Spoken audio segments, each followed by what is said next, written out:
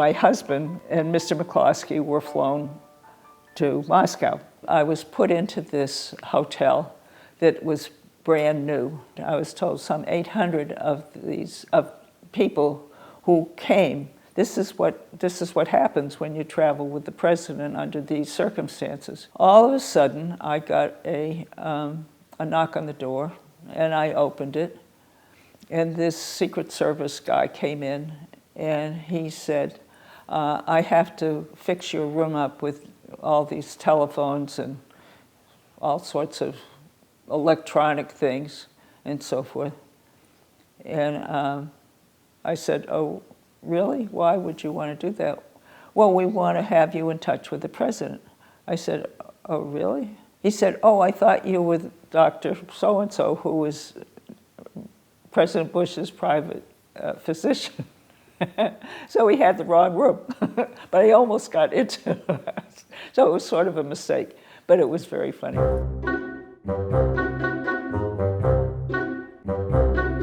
I met Susan Porter Rose, and we, at that point, she met me and we had lunch. So we went into the dining room, and there was Sununu and Treffry and John Baker and all of the. So every time these guys saw me in the elevator or they would go quack, quack, quack, quack. It was very funny. Then my husband arrived and Mr. McCloskey arrived, and that was very nice. The first thing they wanted to do was to take us to the site. The press wanted to take us to do some preliminary shots. The telephone was ringing off the hook. There were, I can't tell you how many people wanted an interview with me, and apparently it was in the papers, and it was on the radio and television, all of this, half of which I knew and half of which I didn't know. We're watching television, and there we see the START Treaty is being signed. You know, probably around the corner from us. And it was really crazy. Meanwhile, I was told that I was going to be on Good Morning America and that Charlie Gibson was going to come and interview me. So I'm nervous as a cat. I don't know what to do. And I get there, and they want to put makeup on me. And I said, no, I don't wear makeup. Well, you really have to. It's very important that you do. I said, I don't wear makeup. I really don't. I really don't do it. So this woman said, you should see what Peter Jennings does. I said, well, okay. And I have pictures of this, and I really look very strange to myself. It's so exciting to watch the children. They are just climbing all over these ducks, and even before they were actually installed. It speaks to love and friendship for children, and I think it was so wonderful that Mrs. Bush wanted to do this, and Mrs. Gorbachev wanted to do this. My husband and Mr. McCloskey and I were driven to the U.S. Embassy, which is called Spaso House, to meet Mrs. Bush. And later, when we were off to the dedication, she said to the driver who was driving us there, please hurry up, we don't want to be late for Mrs. Gorbachev. Everyone, including Mrs. Gorbachev, was there, and there were lots of children, and Moscow's mayor, Popov, who said he hoped the ducks wouldn't find life in Moscow in the future as hard as it had been in the past. Mrs. Bush thanked Robert McCloskey and me, saying, there's something magical about the thought of American children loving and playing with ducks in Boston, while children in Moscow are doing the same. The shared laughter of Soviet and American children will be just one more sign that our two great countries have many more things in common than differences. Mrs. Gorbachev also thanked us, and because she had been a school teacher, she taught the children the names of the ducks. She said, Jack, whack, mack, mack, quack, pat, quack. And she laughs. She said, the encounter with art around a favorite book or tale is always the most happy moment for a child. So she thanked Mrs. Bush for her gift to our little citizens, and the First Ladies cut the bright red ribbons while the children sang and the band cheered them on.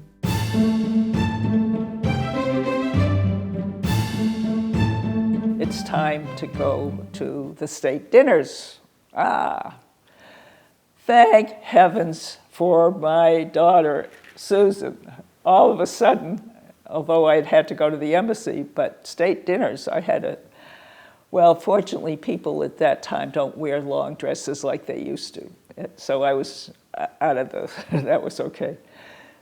So we were taken by limousine, of course, and wearing our little green necklaces to make sure we were all there. The Kremlin has a red carpet that's forever long.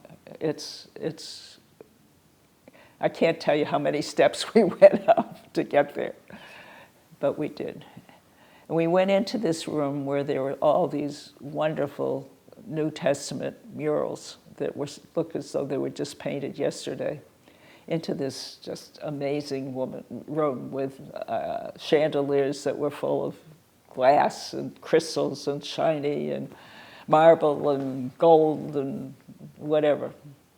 And we'd taken into dinner. There must have been 8 different drinks or so on a tray. And then came the caviar, and then came the this, and then came the that. Most of this dinner, I didn't really know much. It was just a very, very fancy, amazing dinner. But it was in the Kremlin, and it was with all these dignitaries. We were put with some musicians and some very nice people. So we did that, and of course, it was exciting, but it wasn't very eventful. The next day, we woke up, and we went around.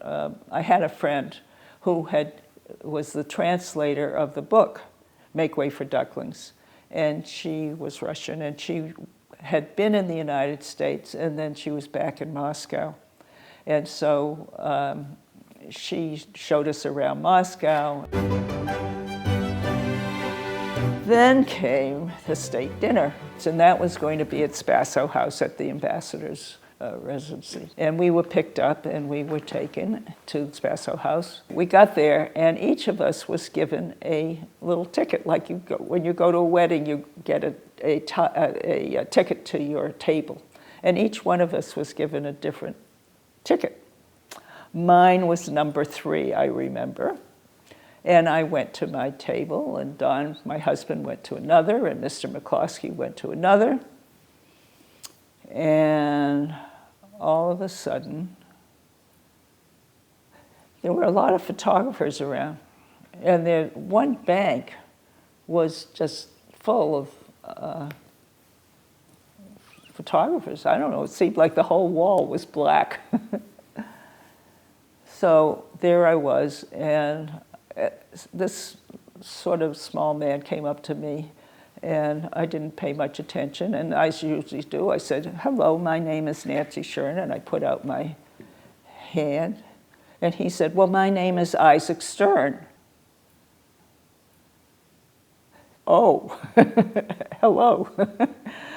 So I'm going to my husband like this, and I said, Isaac Stern.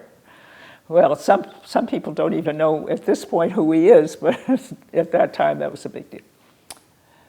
So I didn't know what I was going to talk to him about because my husband was a very accomplished clarinetist, and music was not my thing, and I didn't know as to.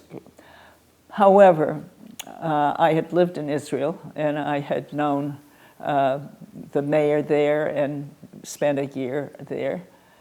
And I had a very good friend who had told me the war is coming. So she had warned me about the war coming because she knew. And then the Scud missiles were going down, and I remembered that Isaac Stern had played a concert while these missiles were going down.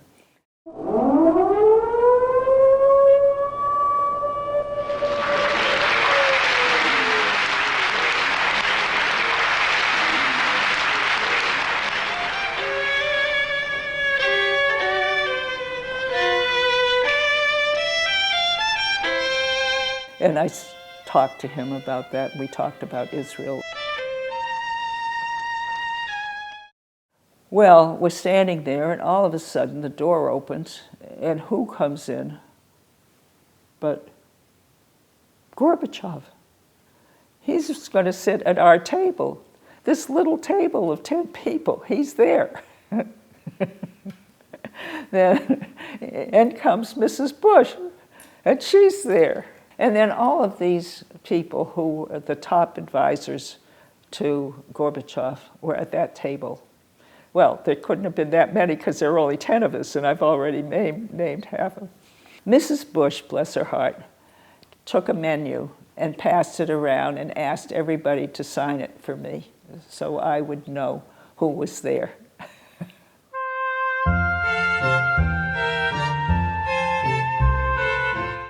Isaac Stern played.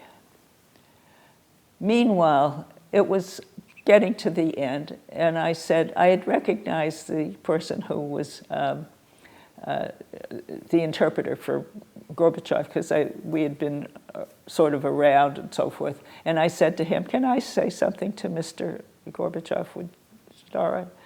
He said, "Yes, it's a free country." So I said to him, I said, "You know, it was really quite amazing. Your men and my men, they got along so beautifully. It was just wonderful to see how they interacted with one another. I couldn't believe it. They didn't have a language, a real language, but they had the language of love and caring. And I just wanted you to know what a beautiful time we all had here." The coup happened 3 weeks later.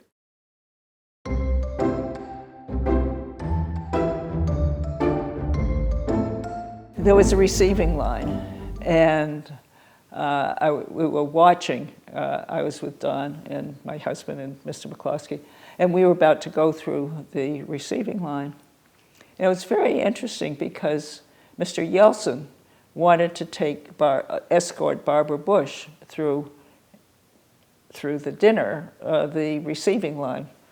And Mrs. Gorbachev interceded and stopped him from doing it so Mrs. Bush could go in with her. There was a little bit of business that happened there that was very interesting to see. Then when we got to the receiving line and met President Bush, which was the first and only time I actually met him, he said, "Barbara loves those ducks, Nancy." So that was very sweet.